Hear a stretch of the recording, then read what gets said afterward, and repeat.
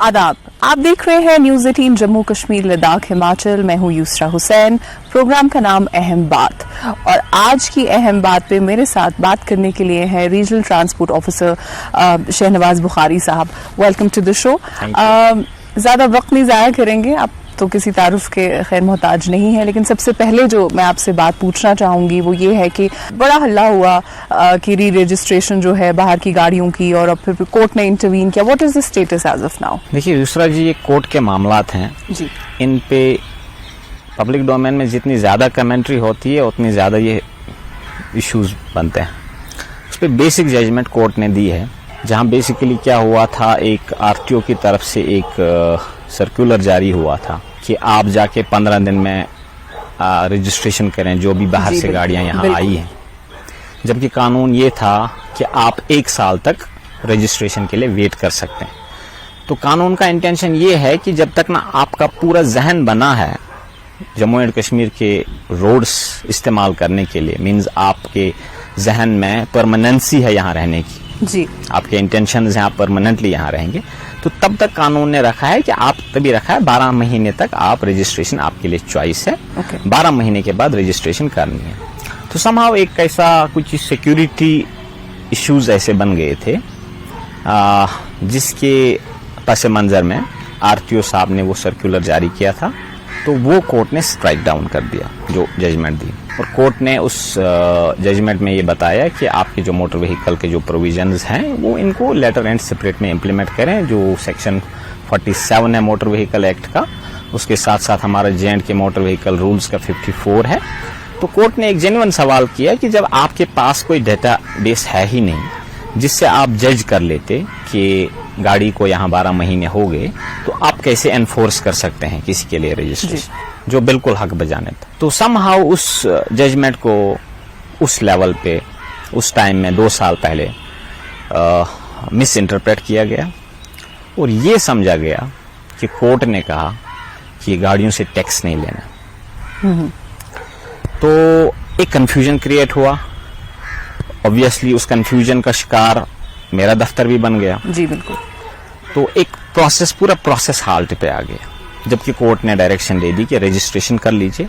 अब इस रजिस्ट्रेशन में 2 तरह की गाड़ियां मुलवस होती हैं। एक गाड़ी ये होती है कि आप मैं कोई भी शख्स इस शहर का बाहर जाता है, दिल्ली हरियाणा से कोई सेकंड हैंड गाड़ी खरीदता है। दूसरा बंदा जो है वो दिल्ली में रहता है, अपने लिए गाड़ी परचेज करता है दिल्ली में, और फिर समहाउ अपनी रेजिडेंस शिफ्ट करता है फॉर वन रीजन और the other, then he intends to stay at Srinagar. तो कोर्ट में बेसिक इशू जो लेके गए थे वो पहले दूसरी वाली कैटेगरी के गए थे, ठीक है, जो मुझे नहीं लगता इवन 1% लोग भी उसमें इन्वॉल्व है। 1% आप गाड़ियां जो बाहर से आती हैं उसमें बिल्कुल चंद लोग ऐसे हैं। जबकि कोर्ट उसी जजमेंट में एक्सप्लिसिटली कहता है कि जो गाड़ियां सेक्शन 50 के तहत डील होती है, मीन्स जो सेल और परचेज वाली गाड़ियां हैं, तो ना तो हम इस पे कोई जजमेंट दे रहे हैं, ना ही किसी ने ये चैलेंज किया। ये कोर्ट के उसी ऑर्डर का एक हिस्सा है, जबकि इशू वहां बना दिया गया, उसी में लोग फंसे थे। तो रजिस्ट्रेशन बंद हो गई, लोग कोर्ट के पास गए, जनाब आपकी डायरेक्शन के बावजूद आरटीओ में रजिस्ट्रेशन नहीं होती है। तो ऑब्वियसली कोर्ट ने कंटेम्प्ट पिटीशन का नोटिस लिया। कंटेम्प्ट पिटीशन में एक जहूर अहमद भट्ट साहब गए थे। कंटेम्प्ट पिटीशन में कोर्ट ने जहूर भट्ट साहब के केस में ये कहा कि उसमें कोई समहाउ टैक्स का इशू आया है जो बेसिक जजमेंट में नहीं था। इन द मेन टाइम क्या हुआ, हमने जहूर साहब की गाड़ी कोर्ट की डायरेक्शन पे रजिस्टर कर दी, और जहूर साहब खुद चले गए कोर्ट में कि मैं कंटेम्प्ट पिटीशन वापस लेता हूं। लेकिन इन द मेन टाइम हम जहूर साहब की डिसीजन के खिलाफ सुप्रीम कोर्ट में गए थे, लेकिन उससे लेके आज तक बहुत टाइम हुआ था।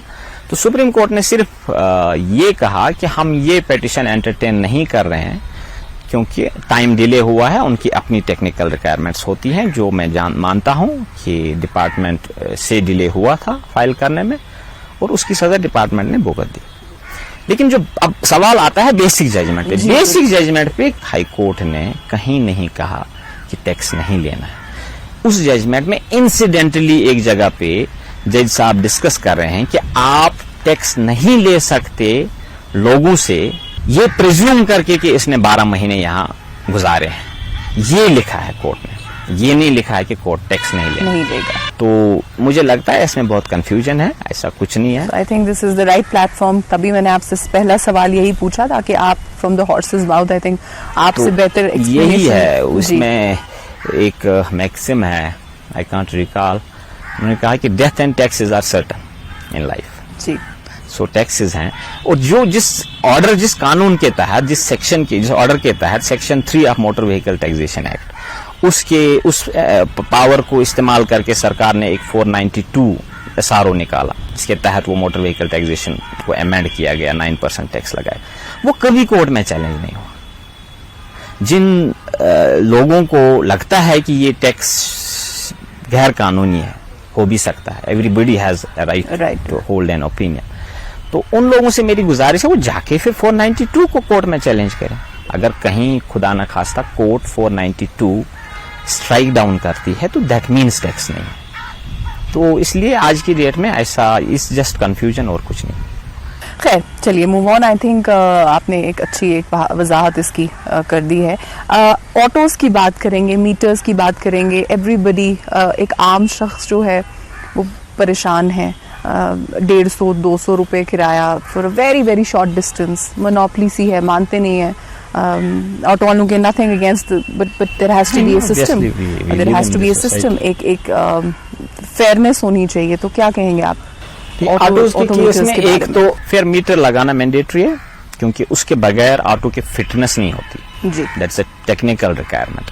और जब भी ऑटो हमारे पास बोर्ड ऑफ इंस्पेक्शन होता है फिटनेस के लिए, तो जब भी ऑटो वहां रिपोर्ट करता है फिटनेस के लिए, तो इनवेरिएबली वहां लीगल मेट्रोलॉजी डिपार्टमेंट के सर्टिफिकेट लेके ऑटो बराबर आ जाता है, उसके पास ऑटो मीटर होता है और वो रनिंग होता है। तो बाद में जब ये फील्ड में चले जाते हैं तो वहां मामलात आ जाते हैं, या तो कोई मीटर तो है लेकिन बंद करके रखा होता है। ये पॉसिबल नहीं है। हमारे शहर में तकरीबन 3,500 ऑटो जो फ्यूल ऑटो हैं अभी चल रहे हैं श्रीनगर शहर में। उसके अलावा हमारे ई रिक्शाज आ गए हैं, ई ऑटोज भी आ गए हैं, उनकी भी तादाद करीबन 1000 के आसपास है। बट जो नॉर्मल ऑटो की अभी हम बात करेंगे, तो ये मुमकिन नहीं है, ना ही हमारे लिए और ना ही ट्रैफिक कॉप के लिए, कि ये हर एक ऑटो में हर दिन चेक करे। ये पॉसिबल नहीं है। सैंपलिंग होती है, सैंपल में आज ट्रैफिक पुलिस सिटी ने से 50 ऑटो पकड़ लिए, किसी में मीटर नहीं पाया गया, उनका चालान होगा। या मेरा इंस्पेक्टर जब रोड पे निकलेगा एनफोर्समेंट के लिए, उसने 10 ऑटो देख लिए, जब भी देखते हैं हम एनफोर्समेंट करते हैं, उनको चालान करते हैं। वी हैव बीन चालानिंग देम, फाइन उनसे रिकवर करते हैं। बट मुझे लगता है अब सिचुएशन ऐसी आ गई है कि वी हैव टू थोड़ा इससे भी आगे जाना पड़ेगा, शायद इसके बियॉन्ड, क्योंकि शायद चालान उतना नहीं। चालान का हमेशा, एनफोर्समेंट का हमेशा मोटिव ये होता है कि डेटरेंस रहे फ्यूचर के लिए। अब ऐसी शिकायतें आती हैं कि कुछ लोग ये मीटर बंद करके चलते हैं। एक तो मैं यहाँ इस प्लेटफॉर्म से लोगों से भी गुजारिश करूंगा, चूंकि हमारे लिए मुमकिन नहीं है कि 100% केसेस हर दिन देखें, उन लोगों की भी जिम्मेदारी बनती है कि वो ऑटो वाले से बताएं जनाब मीटर पे चलेंगे हम जी, अदरवाइज आपका ऑटो राइड नहीं करेंगे। वहां लाइन में लगे होते हैं ऑटो, इतने ऑटो तो हमारे ख्याल में जब क्योंकि ई रिक्शा आ गए हैं, तो एक बड़ी खुशी, ई रिक्शा की ऑप्शन आ गई है, that is getting very popular. उसके साथ भी इनके मामलात हैं। देखिए, ये 2 कैटेगरीज ऑफ ऑटो। पहले वाले ऑटो में हमारा बहुत कंट्रोल रहता है, बिकॉज हम उनको कमर्शियल परमिट इशू करते हैं। Commercial permit is a document, an instrument by virtue of which हम एक गाड़ी को कमर्शियल गाड़ी में कन्वर्ट करते हैं, then only you can use it for the commercial purpose. E rickshaws के लिए गवर्नमेंट की जो पॉलिसी है, एटलीस्ट आज की डेट में, बिकॉज हमारा एक नेशनल इलेक्ट्रिक व्हीकल मिशन भी चलता है, तो हमारा नेशनल लेवल पे एक मिशन है कि हम इनको प्रमोट करें। तो उस प्रमोशन के लिए गवर्नमेंट ने आज की डेट में ये रखा है कि ई रिक्शाज के लिए ना तो कोई परमिट की जरूरत होती है, ना ही इनसे रोड टैक्स अभी लिया जाता है, ताकि ये इलेक्ट्रिक वाला फ्यूल, इलेक्ट्रिक एनर्जी पे जो हमारी गाड़ियां चलती हैं वो पॉपुलराइज हो जाएं। ये लार्जर ऑब्जेक्टिव हो सकता है गवर्नमेंट का, बिकॉज अब नई एनर्जी है, नए फॉर्म्स ऑफ एनर्जी आ रहे हैं, एनवायरनमेंट फ्रेंडली भी है। अलबत्ता जनरलाइज करने, अब उस गवर्नमेंट की उस पॉलिसी में हम we call that as SO में ये भी है कि हाँ, स्टेट गवर्नमेंट्स अपना पावर इख्तियार करके ट्रैफिक के इंटरेस्ट में कुछ रेगुलेशंस लगा सकते हैं।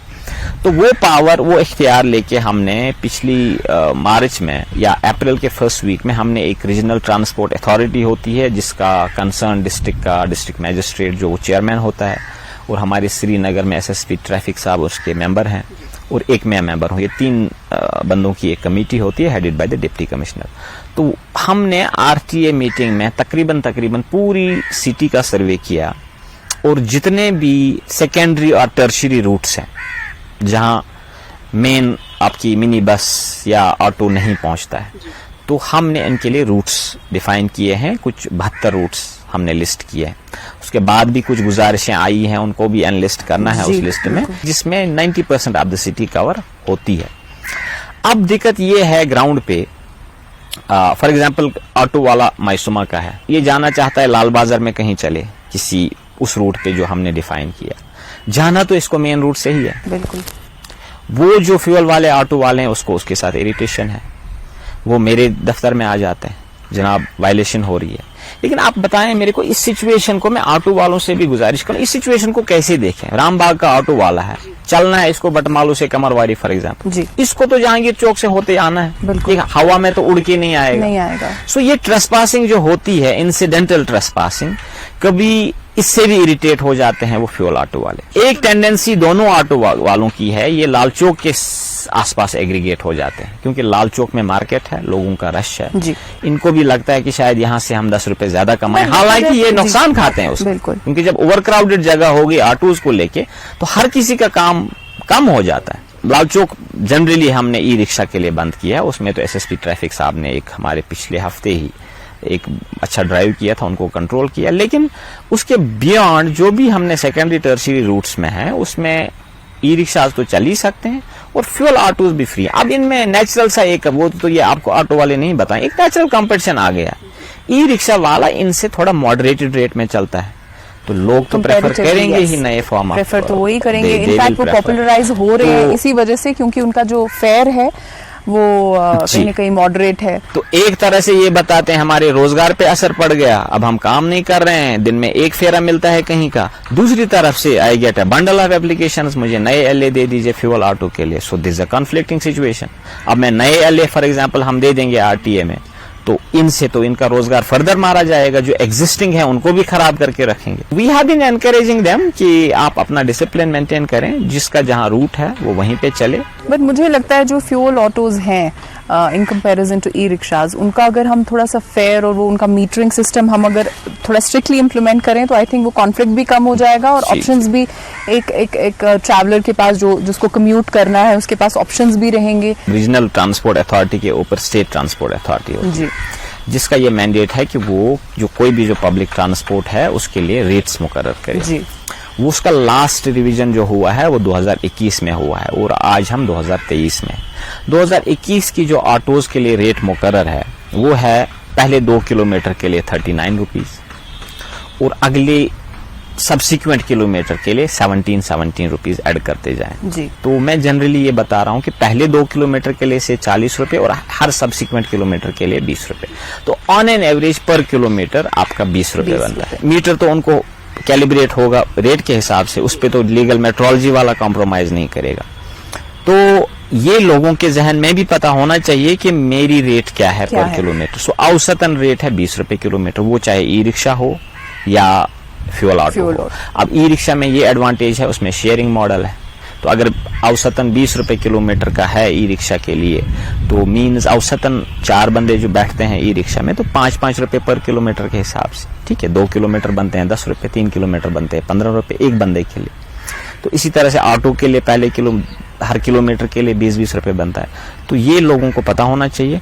दूसरा, मैंने ये भी एक आइडिया दिया था लार्जली, मैं I am not sharing away from my duty कि हमारा ड्यूटी बनता है इनका इंस्पेक्शन करें, बट मैं साथ में ये भी बताता हूं कि हर दिन 100% ऑटो को चेक करना हमारे लिए मुमकिन नहीं है, ट्रैफिक पुलिस के लिए मुमकिन नहीं है। हाँ, सैंपलिंग पे चेकिंग होती है, हमारा ट्रैफिक पुलिस हमारे रोड पे है, हमारी एक छोटी सी टीम है हमारी ट्रांसपोर्ट दफ्तर में, ठीक है, 2-4 लोगों की टीम है, घूमते रहते हैं सिटी में। अब आप सोच सकते हैं कि 4 लोग कितना कैटर कर पाएंगे, तो जितना कर सकते हैं उतना कर लेते हैं। मीटर का मकसद क्या है? It embeds the rate list with the distance covered. तो मैंने ये कहा था, आज हमारे 99% लोगों के जेब में होता है एंड्रॉयड फोन जिसपे गूगल मैप चलता है जी। आप अभी लगा दीजिए, हम अमर सिंह क्लब में बैठे हैं, अमर सिंह क्लब से मुझे बटमालू जाना है, आप गूगल मैप में आपको 2 मिनट में डिस्टेंस मिलेगी। ये 3 किलोमीटर का स्ट्रेच है या 4 किलोमीटर का स्ट्रेच है, और आप 80 रुपए तो आप तो लगा सकते हैं ना, अंदाजा तो इंसान लगा सकता है ना।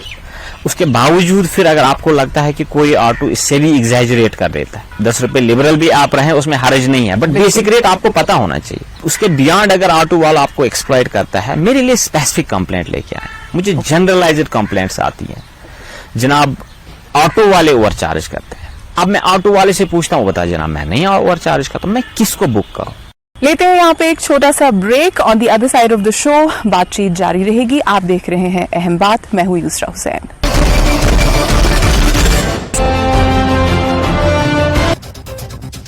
राज्यपाल श्री प्रताप शुक्ल ने चंडीगढ़ शिमला NH 5 पर चक्की मोड़ के पास बीते दिनों बारिश से हुए नुकसान और क्षतिग्रस्त हुए NH का जायजा लिया। इस दौरान DC सोलन मनमोहन शर्मा और अन्य विभागों के अधिकारी मौके पर मौजूद रहे।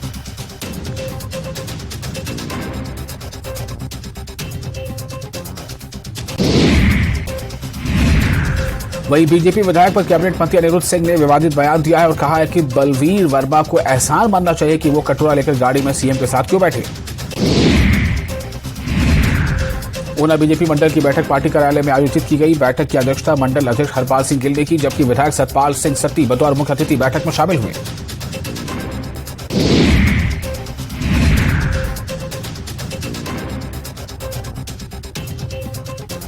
माता चिंतपूर्णी मंदिर में VVIP दर्शन के लिए 1100 रुपए का शुल्क लगाने पर पूर्व मंत्री विक्रम ठाकुर ने सरकार। Welcome back. मेरा अगला सवाल आपसे रहेगा, कहीं कंप्लेंट अगर रजिस्टर करानी हो तो व्हाट इज द वे? हमारे डिपार्टमेंट का ग्रीवेंस मैकेनिज्म है, एक ग्रीवेंस सेल है, ठीक है, ऑनलाइन रजिस्टर होती है। अगर हमारा नहीं तो LG साहब की इतनी active prolific grievance redressal mechanism है, वहां के थ्रू भी हमें आते हैं। हमारा एक सोशल मीडिया पे फेसबुक से लोग जुड़े रहते हैं ज्यादातर, ट्विटर वाली ऑडियंस तो नहीं है। तो फेसबुक पे हमारा एक RTO ऑफिशियल करके पेज, उसमें ग्रीवेंसेस आती रहती हैं। और फिर हमारा एक इंटरनल व्हाट्सएप ग्रुप है, मैं अक्सर खुद देखता हूँ वो फेसबुक का पेज, वहां से कॉपी पेस्ट मैं लेता हूँ रेलेवेंट ग्रीवेंस किसकी है, तो फिर मैं ग्रुप में डाल के एंड फिर मैं पीरियडिकली उसका रिव्यू भी लेता हूँ। तो एक मैकेनिज्म है इन प्लेस। और सिटी बहुत छोटी है, अगर किसी इलाके में परसिस्टेंट प्रॉब्लम है तो उस इलाके के लोग कभी कभी मेरे पास आ जाते हैं, इन राइटिंग भी कंप्लेंट देते हैं। तो ये चलता रहता है। परहैप्स हम थोड़ा एजुकेशनली अभी एज अ सोसाइटी हम उतने इवॉल्व नहीं होते हैं, जहां हमें एज अ पैसेंजर मेरे को सेंस है कि नहीं मैं 10 रुपए क्यों ज्यादा दूं ऑटो वाले के लिए, और ऑटो वाले के जहन में ये सेंस अभी नहीं हुआ है प्रेसिपिटेट कि I have to abide by certain norms. अच्छा, ई-बसेस का जो रूट है वो कब हम मतलब एक तो कब इंट्रोड्यूस होंगे और फिर उनका फिर वो रूट, क्योंकि पब्लिक ट्रांसपोर्ट जो है उतना रोबस्ट नहीं है, वी नो दैट, और उसके लिए क्या प्लान्स हैं? किसी भी शहर का इंडिकेटर मेरे ख्याल में है वहां का पब्लिक ट्रांसपोर्ट सिस्टम। शाम को तो बिल्कुल जहां आपको जिस शहर में आपको पब्लिक ट्रांसपोर्ट सिस्टम ज्यादा मिले, मुझे लगता है वो शहर उतना ही ज्यादा डेवलप्ड है। तो उस मामले में हम बहुत पीछे हैं। हमारे यहाँ प्राइवेट कार सिर्फ इसी सिटी में 4 व्हीलर तकरीबन 1.5 लाख के आसपास है, 2 व्हीलर भी 1.5 लाख के आसपास। फिर बाकी टाउन्स और डिस्ट्रिक्ट से यहाँ श्रीनगर सिटी में गाड़ियां आती हैं। तो at one point in time Srinagar में मुझे लगता है 3 लाख गाड़ियां तो होती ही। अब रोड्स जितने खुलने हैं वो खुले हैं, रोड को तो अब ज्यादा कोई गुंजाइश नहीं है। तो हमने बदलना है तो ट्रांसपोर्ट सिस्टम को ही बदलना है, कोई मैस ट्रांसपोर्ट सिस्टम लाना है। उसमें बसेस का बहुत बड़ा अहम रोल है। जो बसेस एग्जिस्टिंग अभी रोड पे हैं ये बहुत आउटडेटेड है। पब्लिक ट्रांसपोर्ट सिस्टम जो है ये प्राइवेट के बस की बात नहीं है, इट्स नॉट वायबल। मैं I have gone into the economics of it. तो पब्लिक ट्रांसपोर्ट सिस्टम आप जहां भी दुनिया में देखें it is mostly run by the government. आज भी हमारा SRTC is doing a wonderful job. उनके पास फ्लीट जितना भी है, बेशक उसमें भी एफिशिएंसी लाने की जरूरत है, अपग्रेडेशन की उनको भी बहुत जरूरत है। अब स्मार्ट सिटी में के तहत जो गवर्नमेंट ने अभी इलेक्ट्रिक बसेस का प्रोक्योरमेंट का एक एग्रीमेंट किया है टाटा के साथ, तो उनकी पहली बस तो आ गई। मुझे लगता है कि इसी महीने अगस्त में ही हमारा 20-25 से 30 गाड़ियां जो हमारी इसी महीने में आ जाएंगी। एंड देन जो 100 गाड़ियों का पूरा फ्लीट है इसमें से 75 गाड़ियां ईयर मार्क की गई हैं सिटी के लिए और 25 गाड़ियां रखी हैं इंटर डिस्ट्रिक्ट सर्विसेज के लिए। तो आई एक्सपेक्ट ये फ्लीट हमारे पास अक्टूबर के आसपास होगा। अब ये कहाँ चलेंगे? अभी जो एग्जिस्टिंग निज़ाम है हमारी सिटी में ये बहुत ही फ्रेगमेंटेड है। It's a system that has evolved over a period of time. 20 kilometre के सेगमेंट में श्रीनगर में आपको कुछ नहीं तो 3 बसेस बदलनी है, तब जाके आप पहुंच जाएंगे। जी बिल्कुल। तो इस फ्रेगमेंटेशन को हमने कंट्रोल करना है। We have to make the long routes, क्योंकि किसी एक रूट पे सवारी के हिसाब से बहुत ही प्रोडक्टिव रूट होता है, पैसा कमाते हैं, 10 पैसा कमा लेते हैं। इसी रूट पे आगे 2 किलोमीटर बहुत ड्राई होते हैं जी। उसको इवन आउट करने के लिए लंबे रूट्स बनाना बहुत जरूरी है। तो हमने क्या किया, आरटीए में ही ये डिसीजन हुआ कि हमने पूरी सिटी को 14 रूट्स में डिवाइड कर दे। उसमें से 9 ही मेजर रूट्स हैं, जिसमें से आपकी 80% सिटी कवर हो जाती है। 14 के बाद मेरी हमारे डीडीसी चेयरमैन जो यहाँ के हैं और आपके 2-3 हमारे म्युनिसिपल काउंसिल के भी मेंबर्स आए थे, उन्होंने 14 रूट में 1-2 रूट कहीं और कारो करने की जरूरत है, लेकिन वो बहुत छोटे छोटे रूट्स हैं, तो वो हमने ऐड करने हैं। तो स्मार्ट सिटी की बसेस जो हैं, तो इंशाल्लाह हम उनके साथ बैठ के हम कोशिश करेंगे इन्हीं 14 रूट से हम शुरू करें, जिसमें पूरी सिटी ही नहीं कवर, बल्कि सिटी ही नहीं कवर होती है, जो भी पेरिफेरल एरियाज हैं, फॉर एग्जांपल चाडोरा है, यहाँ से बड़गाम है, इधर से पांचो, खनमो एटसेट्रा, इधर से हरवन है, हजरत बल, ये सब चीजें कवर होती हैं। तमाम एजुकेशनल इंस्टीट्यूशन उसमें कवर होते हैं, जहाँ ज्यादा रश होता है सुबह शाम, हॉस्पिटल्स कवर होते हैं। तो ये एक सिचुएशन है, इवॉल्विंग सिचुएशन है। It may take time but it will happen. And what about the bus stops, वो क्या प्लान है उनका? बस स्टॉप्स बन रहे हैं। अगर आप देखेंगे एयरपोर्ट से हमने शुरू किया। अब एयरपोर्ट इस सिटी का फेस है, स्टेट ऑफ द आर्ट बस स्टैंडर्ड बने हैं। तो ये एक्सपैंड स्मार्ट सिटी के प्रोजेक्ट के तहत इंशाल्लाह ये आहिस्ता आहिस्ता पूरी सिटी में फैल जाएंगे, हर जगह बस स्टॉप्स होंगे। लाइसेंसिंग जो है, I just want to know your opinion about it. आपको लगता है कि वो लाइसेंस देने का सिस्टम जो है उसे थोड़ा सख्त करना चाहिए या थोड़ा ईज आउट करना चाहिए? लाइसेंसिंग के मुतालिक जो रूल्स हैं मोटर व्हीकल एक्ट में, उसमें एक ही सिचुएशन फिट आती है जहां ये टेस्ट हो सकता है, जो रूल्स के मुताबिक।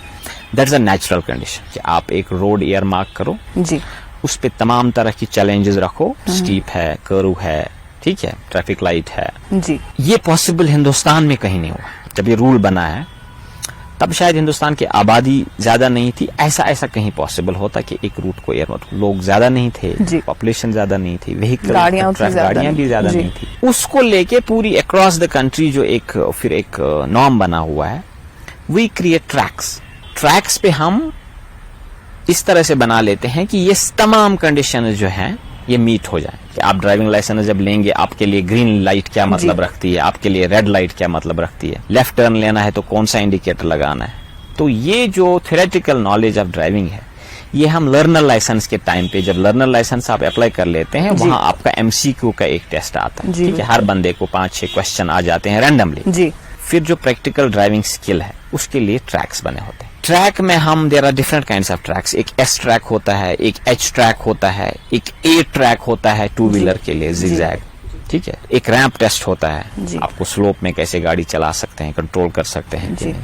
तो जो नेचुरल कंडीशंस में टेस्ट हो सकती थी चीजें, वो एक छोटे से प्लॉट में हो जाती हैं। तो हमारा श्रीनगर में लार्जली पूरे J&K में वी अडॉप्ट H ट्रैक। तो H ट्रैक में मैं आपको वसूख के साथ कह सकता हूं, क्योंकि मैं आ गया हूं देख के भी बाहर से जी, पढ़ा भी बहुत जी। हमारा जो ड्राइविंग टेस्ट है ये सबसे फुल प्रूफ है और टफेस्ट भी है। टफेस्ट है। दिल्ली में इसी टेस्ट पे जहां उन्होंने अब ऑटोमेशन किया है जी, उनका वहां रिजल्ट होता था 84% ऑफ द कैंडिडेट पास होते थे, जो हमारे यहाँ 35 से 40% है। एक हमारा एक्सीडेंट सिवियरिटी इंडेक्स होता है जी, वो डाटा निकलता है मौत की तरफ से। हमारा जो जम्मू एंड कश्मीर है that is at 30th position. That means 29 states या यूटीज जो हैं वो एक्सीडेंट्स में हमसे बुरा करते हैं, हम 29 स्टेट्स या यूटी से अच्छा करते हैं। सवाल पूछने का मकसद यही था कि ड्राइविंग लाइसेंस करना चाहिए, ईज आउट करना चाहिए। मैं बता रहा हूँ हमने ईज आउट किया है, ठीक है। हम जब H ट्रैक में रिवर्स करते थे कुछ देर से पहले तक इसमें कोई मूव अलाउड नहीं थी। हमने इंट्रोड्यूस किया है कि 3 मूव्स, क्योंकि मेरा फंडामेंटल मानना है कि जब आपको गाड़ी रीएडजस्टमेंट के लिए दिया जाए कि आप इस तरह से गाड़ी रीएडजस्ट करो, ठीक है, आपका ड्राइविंग स्किल तभी असली चेक होता है। ठीक है, इसलिए हमने थोड़ा आसान भी कर दिया। उसकी वजह से बेशक हाँ percentage which used to be around 50% in Srinagar, it has gone up to 60 to 65, but I have no doubt on the driving test. हमारे यहाँ सबसे बेस्ट ड्राइवर्स हैं। यस, एजुकेशन की जरूरत है। रेड लाइट का सेंस जो है, रेड लाइट का कैसे रिगार्ड करना है, हाई बीम कब यूज करना है, स्पीड कंट्रोल करनी है, वो सेंस मिसिंग है। उसमें एजुकेशन का रोल है, उसमें हमारा चलता रहता है। लेकिन I will be intensifying it in future कि मैं बच्चों से जाके स्कूलों कॉलेजों में उनसे बात करूं, क्योंकि यही आगे बिल्कुल आते हैं रोलों पे। बिल्कुल बिल्कुल। Thank you so much for joining us and having a very very honest conversation. और कई सारी चीजें आपसे हमें पता चली और it was a great conversation. Thank you very much for joining us. Thank you so much. देखते रहिए न्यूज़ 18 जम्मू कश्मीर लद्दाख हिमाचल। मैं हूं यूसरा हुसैन। अगले हफ्ते फिर बात होगी। प्रोग्राम का नाम अहम बात। शब खैर।